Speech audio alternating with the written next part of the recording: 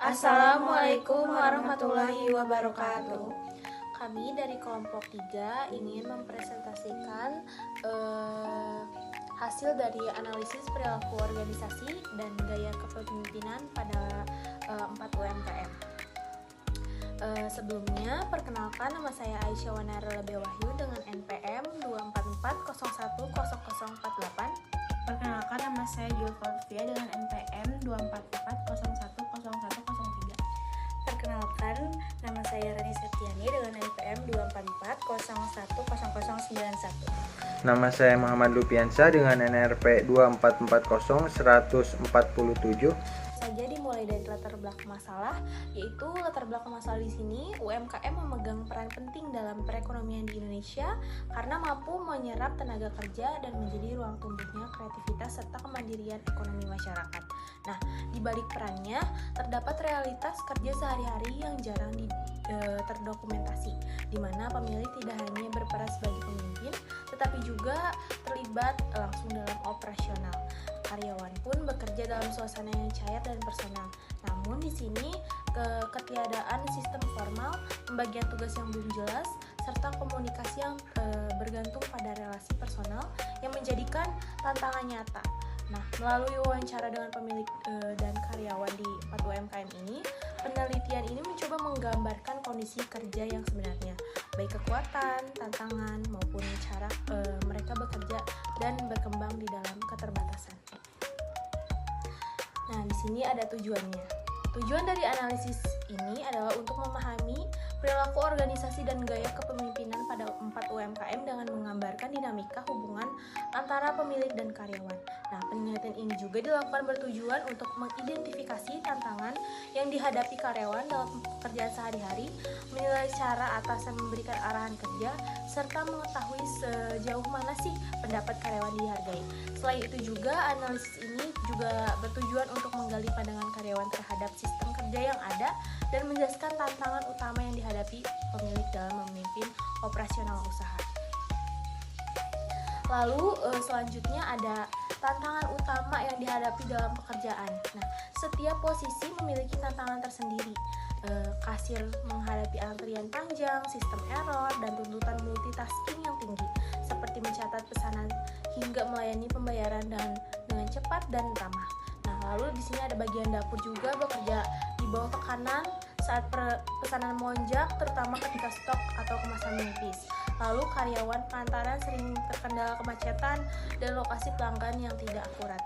Secara umum, semua bagian memerlukan koordinasi tim yang solid dan kemampuan adaptasi tinggi agar pekerjaan tetap berjalan dengan lancar di tengah tekanan. Oke, sini ada penilaian terhadap cara atasan memberi instruksi kerja.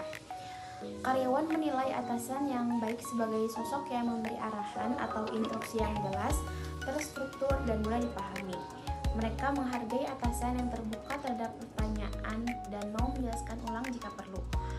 Dan instruksi mendadak dianggap menimbulkan stres, sedangkan arahan yang direncanakan lebih dihargai. Konsisten arahan dan gaya komunikasi yang sopan serta tidak merendahkan juga sangat mempengaruhi efektivitas kerja. Lalu ada penghargaan atas pendapat karyawan oleh atasan. Karyawan merasa dihargai saat atasan mau mendengarkan masukan dengan terbuka dan merespon secara sopan. Sikap seperti tidak memotong pembicaraan, memberi perhatian penuh, serta mempertimbangkan ide mereka dapat meningkatkan rasa percaya diri. Meski pendapat tidak selalu digunakan, proses penyampaian yang adil dan suasana diskusi yang positif membuat mereka tetap merasa dihargai. Lalu selanjutnya, perbaikan yang diharapkan dalam gaya kepemimpinan dan sistem kerja atasan. Beberapa karyawan menganggap gaya atasan yang terlalu dominan membuat mereka segan memberi masukan. Komunikasi yang hanya terjadi saat ada masalah dianggap tidak sehat. Karyawan dan pemilik sepakat bahwa perbaikan tidak harus besar, cukup dengan komunikasi terbuka, pembagian tugas yang jelas, dan melibatkan tim dalam pengambilan keputusan agar suasana kerja lebih positif dan produktif. Lalu selanjutnya, tantangan dalam memimpin dan mengelola UMKM. Pemilik UMKM menghadapi berbagai tantangan, mulai dari kesulitan mengelola sumber daya manusia hingga menjaga semangat dan loyalitas karyawan. Mereka juga sering merangkap banyak peran sekaligus sehingga kesulitan membagi fokus antara operasional dan strategi bisnis. Ketidakpastian pasar, keterbatasan pengetahuan manajerial, dan kurangnya kemampuan dalam pengelolaan keuangan turut menjadi hambatan. Selain itu, proses belajar menjadi pemimpin yang tegas dan membimbing juga menjadi tantangan tersendiri dalam memimpin usaha kecil. Lalu ada beberapa dokumentasi kelompok kami saat turun ke lapangan. Lalu ada kesimpulan. Dinamika kerja dan kepemimpinan di UMKM memiliki tantangan tersendiri, terutama dalam tekanan operasional harian dan sistem manajerial yang belum tertata. Gaya kepemimpinan pemilik cenderung langsung dan personal, namun kurang terstruktur sehingga berdampak pada komunikasi dan partisipasi karyawan. Meski suasana kerja cenderung kekeluargaan, banyak karyawan-karyawan yang merasa pendapat mereka kurang dihargai.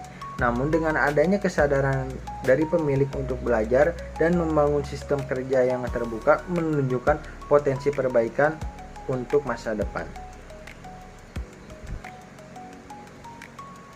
Lalu selanjutnya ada saran. Pemilik UMKM disarankan untuk meningkatkan keterampilan kepemimpinan, terutama dalam komunikasi terbuka, delegasi tugas, dan pengambilan keputusan partisipatif. Sistem kerja yang terstruktur dengan pembagian peran yang jelas perlu diterapkan agar karyawan lebih efektif dan tidak bingung menjalankan tugasnya. Membangun budaya kerja yang terbuka dan saling menghargai penting untuk menciptakan suasana kerja yang sehat dan produktif.